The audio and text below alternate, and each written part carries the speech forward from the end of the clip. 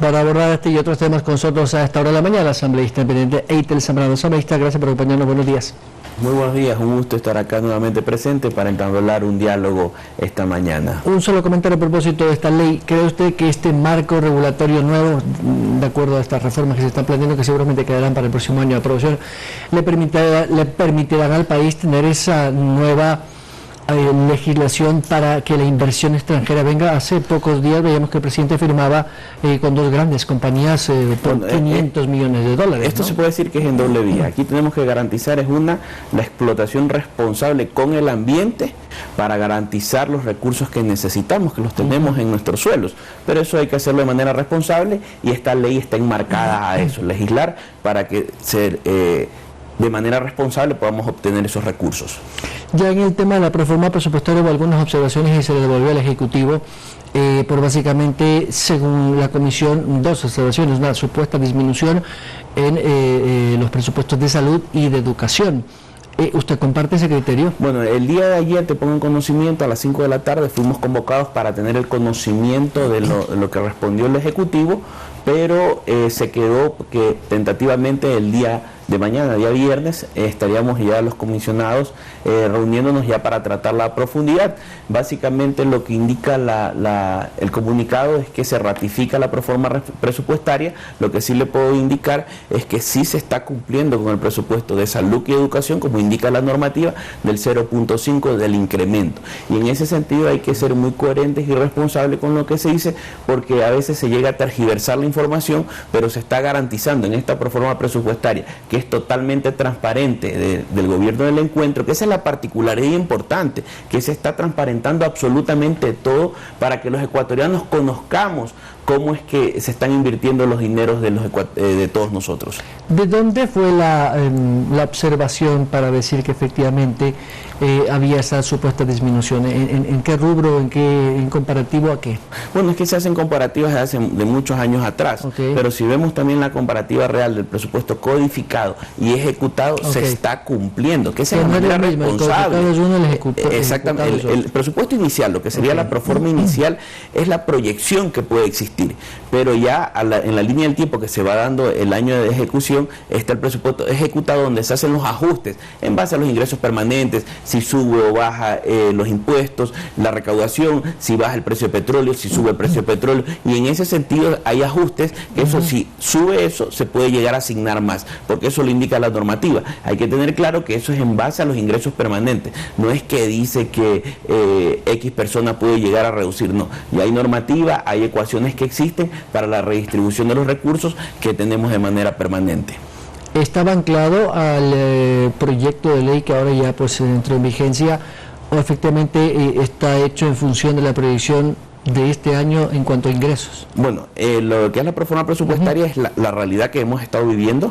Lo que es importante es que ya el proyecto de la reforma tributaria y su sostenibilidad fiscal pasó, y eso que nos va a garantizar en el futuro, que vamos a tener un incremento en los ingresos permanentes, y eso nos va a ayudar para los GAPs, para las universidades, para la salud, para la educación, para que se incremente ese presupuesto, porque va en función de los ingresos permanentes. Tengo que dejar claro eso, porque eso es lo que no se está diciendo la oposición, y la ciudadanía debe conocer cómo es que se asignan los recursos, y en ese sentido también algo muy importante, que el resto de recursos que se vaya a recaudar con esta ley que se aprobó por el Ministerio de Ley hace unos días, va a garantizar que tengamos los recursos también para pagar la deuda interna con el IES, deuda interna con los incentivos jubilares, y en ese sentido se está garantizando la sostenibilidad fiscal que se requiere y muchos beneficios para los ecuatorianos. Acá con esto se está garantizando tener ese crédito anhelado del 1% a 30 años para el sector agropecuario, y en ese sentido se está cumpliendo de manera responsable. Obviamente la Asamblea no se puso de acuerdo días atrás para esto, pero el objetivo se ha cumplido, que es crear las oportunidades para los ecuatorianos. ¿Por qué el informe de minoría no tuvo votos? Simplemente la Asamblea no se pudo poner de acuerdo ni para el informe de mayorías, ni para el informe de minorías, ni para el archivo. Porque la eso fue lo que pasó. No se puso de acuerdo y la ley pasó por el Ministerio de la Ley. Lo que hay que tener claro que se mantuvieron mesas de diálogo serias, responsables y técnicas, y los que estuvieron en esas mesas llegaron a acuerdos, pero ¿qué pasa? Que no lo supieron respetar. Y en ese sentido, los ecuatorianos hay que decirle algo claro, que no nos vamos a prestar para la extorsión en este gobierno, estamos legislando de manera responsable y toda propuesta que se haga es sobre la mesa. Y lo que pasó en la Asamblea es que no se puso de acuerdo. Usted no comparte la idea aquí estuvo su colega Darwin Pereira y dijo que hay un acuerdo entre el gobierno y UNES para que esta ley haya sido... No existe ningún acuerdo. Lo que pasó es que no se pusieron de acuerdo para la aprobación o el archivo de esta ley y ninguno de los informes. Esa es la realidad, y la Asamblea, hay que entender, es el dinamismo que tiene. O sea, son 5 bancadas que días anteriores, como usted mismo lo veníamos analizando, ese dinamismo no lo veíamos, pero esa dinámica que se da también se presta para estos escenarios, pero desde el gobierno del encuentro, en la bancada del Acuerdo Nacional, creemos que es algo positivo que esta ley haya pasado, porque se va a garantizar la sostenibilidad fiscal y muchos beneficios. Vamos a garantizar la credibilidad, la confianza para tener los inversionistas extranjeros que necesitamos en el Ecuador. ¿Para qué? Para que se generen las plazas de empleo que necesitan los ecuatorianos. Pacheco, usted ya salió a presentar un proyecto, de hecho creo que lo hicieron ayer, un proyecto de reforma, o mejor dicho, derogatoria de la ley para el sostenimiento fiscal. ¿Cree usted que esto va a tener asidero jurídico? Bueno, yo lo que le veo que es algo netamente político. Desde mi punto de vista carece de la parte jurídica técnica mucho, pero están en su derecho, obviamente, es una posición que debo respetar, como respeto la del resto de colegas legisladores, pero no es todo el bloque de Pachacuti, que hay que dejarlo claro, son algunos asambleístas de Pachacuti que estuvieron ahí. Entonces.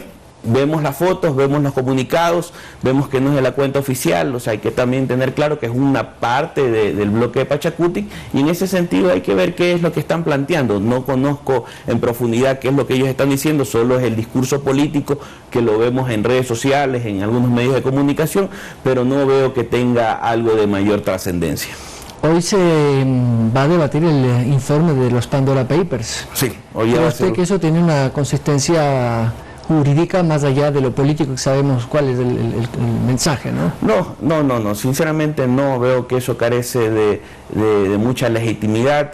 El punto 1, si mal no recuerdo, es el que genera tanta polémica, que involucran al artículo 130 de la Constitución, donde habla de la conmoción social. ¿Usted ve conmoción social ahora, no? ¿Usted la ve? No, pero yo no. Yo no la veo, sinceramente yo no la veo. A la Asamblea que no. Los fines de semana ¿Y crisis política también ve? ¿Usted no? ¿Cree que los ciudadanos están pendientes de esto? Claro que sí. El Ecuador está pendiente de todo lo que está pasando, porque hay que tener algo muy claro. Los ecuatorianos sí esperan algo de nosotros, y lo que tenemos que legislar es de manera responsable para poder hacer las cosas bien y no continuar decepcionándolos. Al menos de nuestra bancada, la del Acuerdo Nacional, somos coherentes con lo que decimos y lo reflejamos en los votos. Una colega legisladora suya tuvo una frase célebre que dijo: los ciudadanos no esperan nada de la Asamblea, pero cada vez hacemos más cosas para decepcionarlos.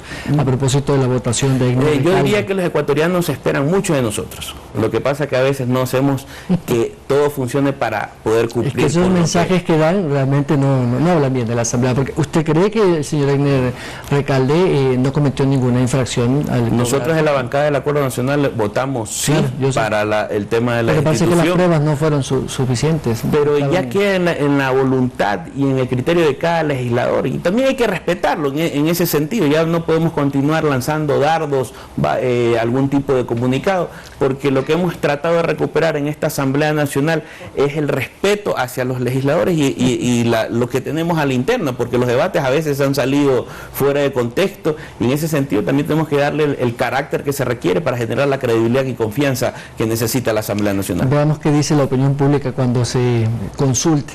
Porque claro, efectivamente sí hay un descrédito, definitivamente. No, de que existe, pero al menos estamos los buenos legisladores, los de la bancada del Acuerdo Nacional, que son coherentes con los que dicen y apoyan lo que necesita el país en este sentido, y eso se refleja en los votos.